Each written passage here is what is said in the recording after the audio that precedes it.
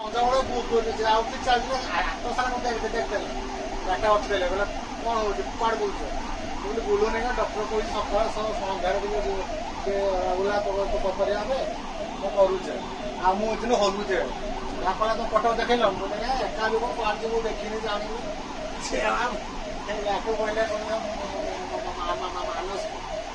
ମାନସ କହିଲେ ତାର ଲୋକ ଅଛନ୍ତି କରୁଛ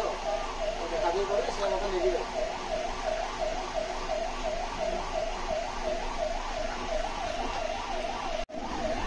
ଆମେ ବର୍ତ୍ତମାନ ବାହାରି ଗଲୁଣି କଟକ ପାଇଁ ଆଉ ରମେଶ ଦେହ ଖରାପ ତ ତାଙ୍କୁ ଦେଖିବା ପାଇଁ ଯାଉଛୁ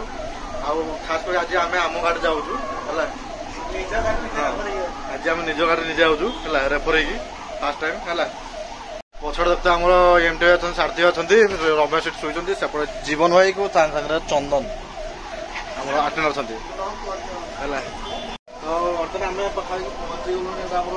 ମଣ୍ଡୁଆ ଜଷ୍ଟ ପାରେଇ ଗଲୁ ନା ଆଉ ବହୁତ ରାସ୍ତା ଅଛି ପହଞ୍ଚିବା ପାଇଁ ଆଉ ସେଥିପାଇଁ ଦେଖିବା ରାସ୍ତା ଯାହା ଯାହା ସିନ୍ ହବ ଯାହା ଯାହା ହଉଛି ମୁଁ ଆପଣଙ୍କୁ ଭିଡ଼ିଓ ଯାହା ଜଣେଇବି ଆପଣମାନେ କଣ୍ଟିନ୍ୟୁ ରୁହନ୍ତୁ ଓକେ। ତ ଫ୍ରେଣ୍ଡସ୍ ଆମେ ଆସିକି କଟକ ପାଖାପାଖି ପହଞ୍ଚିଗଲୁ ଏ ଦେଖୁଥିବେ ଆପଣ ଲେଫ୍ଟ ସାଇଡ଼୍ରେ ଆମର ମହାନଦୀ ବ୍ରିଜ୍ ହେଲା ଆମେ ଅଲରେଡ଼ି ମହାନଦୀ ବ୍ରିଜ୍ ଉପରେ ହିଁ ଯାଉଛୁ ପାଣି ସବୁଆଡ଼େ ଶୁଖିଯାଇଛି ଆଉ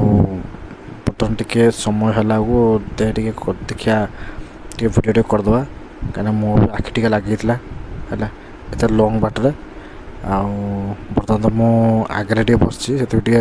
ଭଲ ଭ୍ୟୁ ନେଇପାରୁଛି ହେଲା ତ ଏଠି ଆମେ ଫାଇନାଲି କଟକରେ ଆସି ପହଞ୍ଚିଗଲା ପରେ ଏଠି ଆମେ ଆମ ଜିନିଷଗୁଡ଼ା ସବୁ ଉଠଉଛୁ ତାପରେ ଦେଖିବା କେଉଁଠି ରହିବା ବ୍ୟବସ୍ଥା କରିବା ତ ଏମାନେ ତ ଏଠୁ ପଳେଇବେ ଆମେ ତାଙ୍କୁ ପଠାଇଦେବୁ ଏଠୁ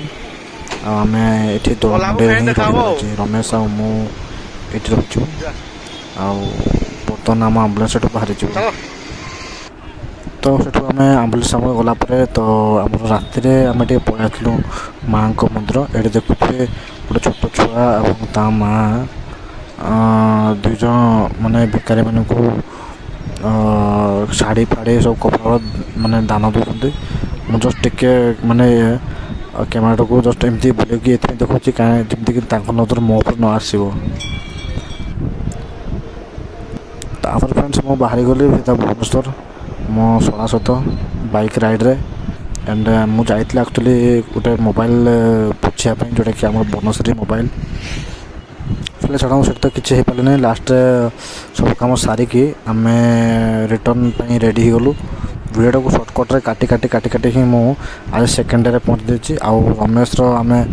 ଦେହ ପା ସବୁ ଚେକଅପ୍ ସାରିକି ସବୁ ଟ୍ରିଟମେଣ୍ଟ ସାରିକି ଆମେ ବର୍ତ୍ତମାନ ବାହାରିବା ପାଇଁ ରେଡ଼ି ହେଇଗଲୁ ଦେଖନ୍ତୁ ଆମ ଟିକେଟ୍